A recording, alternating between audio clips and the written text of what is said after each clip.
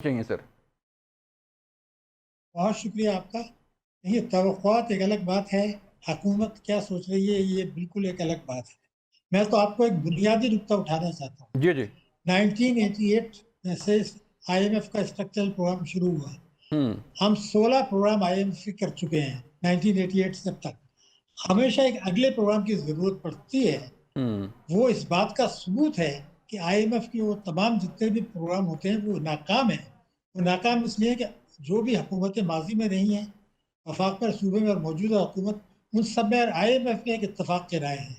وہ یہ ہے کہ طاقتور طبقوں کو مراد دی جائیں، پاکستان کا قرضوں پر انحصار رہے، عوام کو ریلیف دینے کے نام پر عوام کو کچلا جائے. یہ آج سے نہیں ہو رہا. 38 سال ہو گئے 1988 سے اب تک. میں نے آپ کو بتا دیے 16 پروگرام آ چکے ہیں. اور میں آج آپ کو گارنٹی کر رہا ہوں، شہباز شریف صاحب نے بھی کہا ہے کہ ہمارا یہ آخری پروگرام ہوگا آئی ایم ایف کا. میں گارنٹی کر رہا ہوں، حکومت کو پتا ہے کہ یہ آخری نہیں ہوگا. اگلے 17ویں پروگرام کی تیاری ہو چکی ہے. جو تجاویز آ رہی ہیں وہ اس بات کو یقینی بنائیں گی کہ ہم ایک مرتبہ پھر آئی ایم ایف کے پاس جائیں. نمبر 1.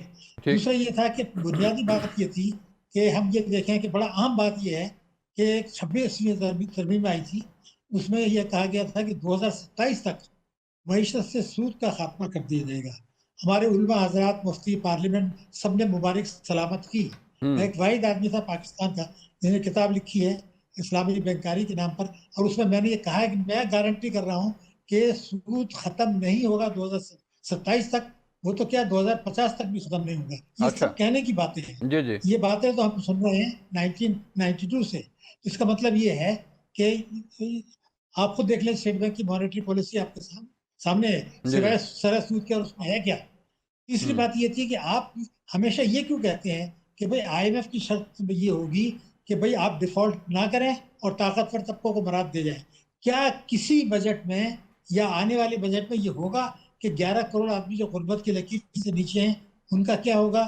26 ملین بچے جو اسکول نہیں جا رہے ہیں، جو دنیا کی سب سے بڑی تعداد ہے. اور آئین 25 الف یہ کہتا ہے کہ 6 سال سے 16 سال کے ہر بچے کو اسکول جانا لازمی ہے. بالکل ایسے ہی ہے. پیٹرولیم لیوی جو بھتہ ہے اس کو اب بڑھا رہے ہیں، بڑھانے کا فیصلہ ہو چکا ہے، اور اس کی وجہ سے دالیں، سبزیاں، گوشت، ٹرانسپورٹ کے کرائے سارے بڑھ جاتے ہیں. تو سارا فیصلہ تو ہو چکا ہے.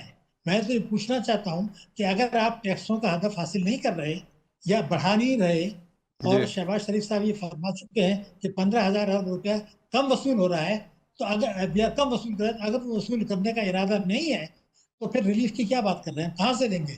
اب آپ خود سوچیں نا. لیکن ڈاکٹر صاحب، ایک طرف تو ظاہری بات ہے حکومت جو ہے وہ کہتی ہے کہ آئی ایم ایف جو ہے ہماری یہ ضروری ہے، اور یہ کمزوری ہے ہماری، اور یہ ضرورت ہے ہماری کہ ہمیں ہر سال آئی ایم ایف کے پاس جانا پڑتا ہے. لیکن آئیڈیل سچویشن سر آپ نے جیسے بتایا کہ کبھی نہیں، ہم بھی دیکھ رہے ہیں کہ ہر سال کہتے ہیں نواز شریف صاحب ہوں، شہباز شریف صاحب ہوں، باقی جو حکومتیں ہوں، انہوں نے بھی کہا کہ ہم یہ آخری سال ہے آئی ایم ایف کا.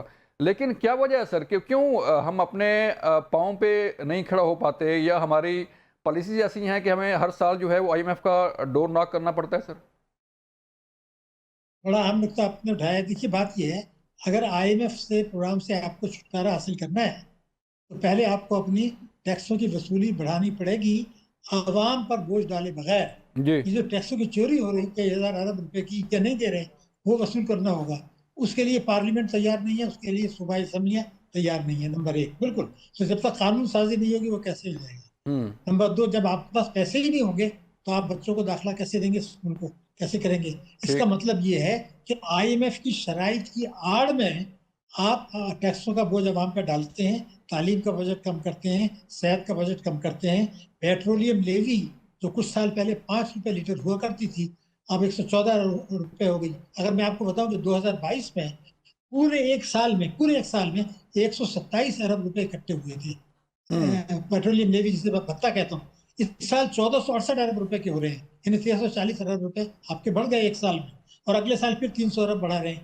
تو یہ تو وہی پالیسیاں ہیں.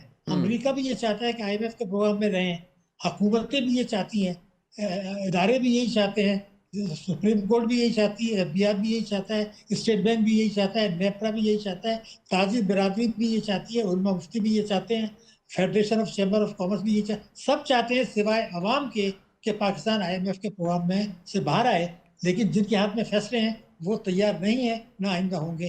اور اگر میں 2 جملے بول دوں، جی جی پاکستان اور IMF ساتھ ساتھ نہیں چل سکتا، ایک کی قربانی دینی ہوگی. ٹھیک ہے. سود کا خاتمہ اور IMF دونوں نہیں رہ سکتے، ایک کی قربانی دینی ہوگی. اگر آپ دونوں کے لیے تیار ہیں کہ سود ختم نہیں کرنا، پاکستان کو نہیں بچانا، تو IMF کے پاس چلے جائیں.